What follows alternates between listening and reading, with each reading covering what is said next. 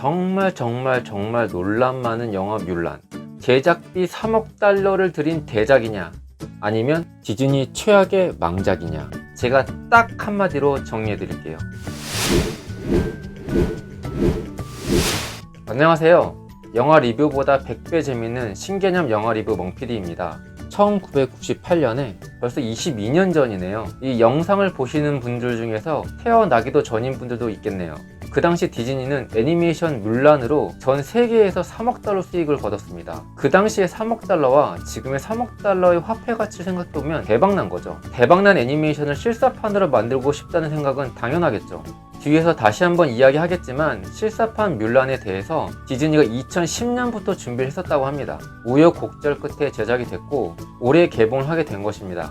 뮬란의 제작비는 약 3억 달러가 들었다고 합니다. 하나로 따지면 약 3,582억 원 정도 되는데 이것은 디즈니 역대 최고의 제작비가 들었다고 합니다. 이 영화는 중국 자본을 통해서 통 크게 제작비를 썼고 아주 시원하게 말아먹게 될 가능성이 매우 높은 영화입니다. 코로나 때문이 아닙니다. 이제부터 그 이유를 알려드리겠습니다. 일단 전체적인 스토리를 말씀을 드릴 텐데 제가 원작을 일단 보지 않았고요. 이번에 개봉한 영화만 봤기 때문에 그 영화를 바탕으로 알려드린다는 점을 미리 말씀드립니다. 뮬란은 사람 이름이고요. 시대적 배경은 중국 고대가 배경입니다.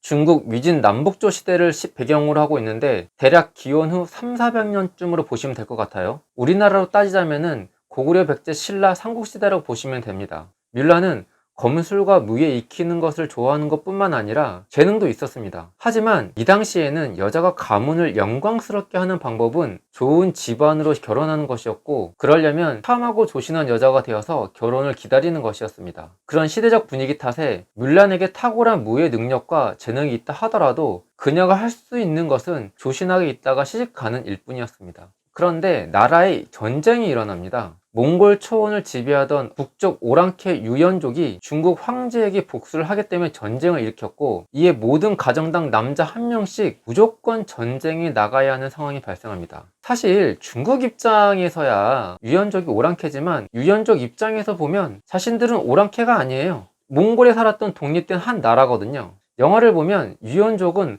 법도 도덕도 없는 미개한 오랑캐로 묘사합니다. 그리고 우리는 충성, 용기, 진실이 있지만 유연족은 그런 것이 없기 때문에 그들은 패배할 것이라고 말합니다. 한마디로 미개한 족속한테는 우리가 질 수가 없다라는 것을 말하는 거죠. 이런 걸 보면 뮬란 영화도 중화 사상이 그대로 담겨져 있습니다. 이런 비슷한 분위기는 유럽 문명을 세계 중심으로 그렸던 영화 300에서도 그대로 볼 수 있는데요. 스파르타 군대는 몸도 아주 멋있고 의리가 있고 충성스러운 군대로 묘사됩니다. 반면에 페르시아 군대는 외모부터 괴물이고요. 매우 폭력적이고 파괴적인 군대로만 묘사되는 것이 같은 맥락으로 볼 수 있습니다. 그리고 중국 사람들이 갖고 있는 중화 사상이 무엇이고 중국은 왜 그토록 소수민족을 탄압하고 독립시키지 않는지는 2002년에 나왔던 장예모 감독이 만든 영웅이란 영화를 보면 명확하게 알 수가 있습니다. 이 영화는 역사의 길이 남을 명작인데요. 오래된 영화이긴 하지만 제가 따로 리뷰할 타이밍이 있다면 한번 리뷰를 다시 해보겠습니다. 여러분 그거 아세요? 우리나라를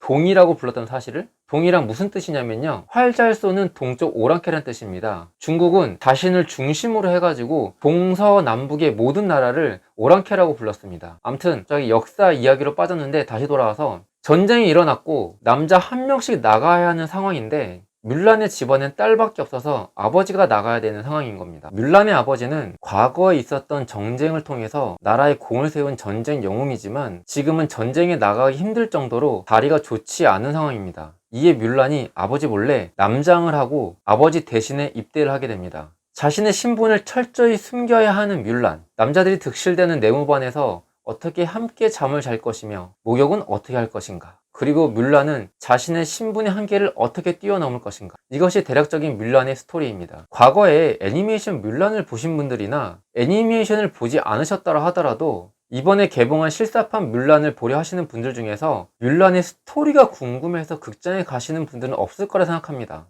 예전에 개봉했던 실사판 알라딘 보셨나요?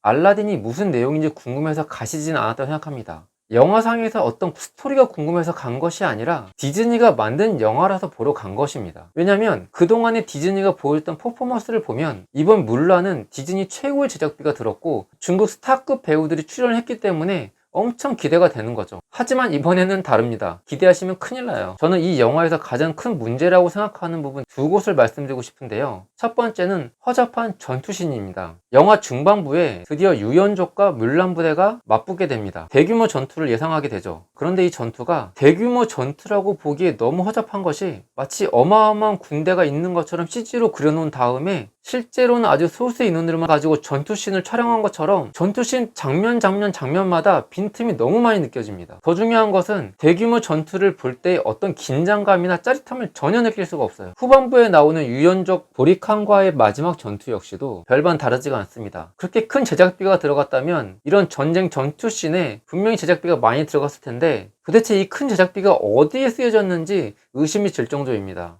한번 물면 뭐라도 나올 때까지 탈탈 터는 우리나라 검찰한테 고발해서 이 영화의 제작비가 어디에 썼는지 한번 탈탈 털고 싶을 정도였습니다. 이 영화의 문제점 두 번째는 마지막에 마녀가 죽는 장면입니다. 원작에는 없는 새로운 캐릭터 마녀는 말 그대로 날아다니는 새로 변신할 수 있는 특수한 능력 때문에 마녀라고 불리면서 어렸을 때 버림받고 그 어디에도 기댈 곳 없이 떠돌아다니는 신세였다가 유연적 보리칸과 함께 전쟁에 참여하는 캐릭터입니다. 그런데 막판에 뮬란의 회유에 넘어가서 이 마녀가 변심을 합니다. 보라칸을 배신 때린 거죠. 자신에게 있어서 어떠한 큰 결정을 내려야 할 때 누군가의 이야기를 듣고 설득을 당한다는 것은 그 상대방과의 진정한 신뢰가 바탕이 되어야 하는 것인데 영화 전반적으로 봤을 때 마녀와 뮬란의 관계는 전혀 그런 관계가 아닙니다. 마녀에게 있어서 뮬란의 존재는요, 한편으로는 부러운 존재이지만 결국에는 내가 이겨야 하는 존재입니다. 조금 부러운 거 외에는 다른 건 없어요. 그렇다면 뮬란에게 있어서 마녀는 어떤 존재이냐? 보리칸과 함께 같은 적일 뿐이지 신뢰가 있는 관계가 전혀 아닙니다. 그래서 뮬란이 마녀를 회유했던 내용과 마녀의 배신이 공감이 1도 안 되는 거예요. 마녀야, 너가 그렇게 쉬운 여자였니? 더 큰 문제는 그 다음 장면인데요. 정말 실수를 금치 못했습니다. 보리칸이 뮬란을 향해서 창을 던지는데요. 칼인가?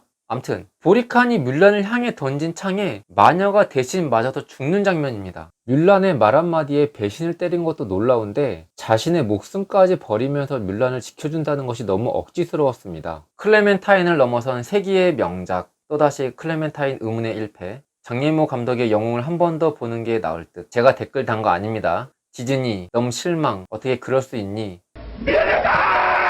이 영화에 대해 인터넷으로 검색해 보신 분들이라면 이 영화가 정말 많은 논란이 있었다는 것을 아실 거예요. 무슨 논란이 그렇게 많은지 영화 외부적으로도 문제가 많았습니다. 많은 논란 중에 몇 가지를 살펴보면 원작에 나왔던 캐릭터들이 나오지 않은 것에 대해 많은 분들이 실망하셨더라고요. 뭐 그럴 수 있죠. 원작 애니메이션을 실사 영화로 만든다고 했을 때 반드시 똑같이 만들어야 할 이유는 없는 거잖아요. 물론 원작을 재밌게 보셨던 분들은 기존의 캐릭터들이 어떻게 실사화 될 것인가에 대해 기대감이 있었을 것이라 생각합니다. 때문에 아쉬움도 크실 거라 생각합니다.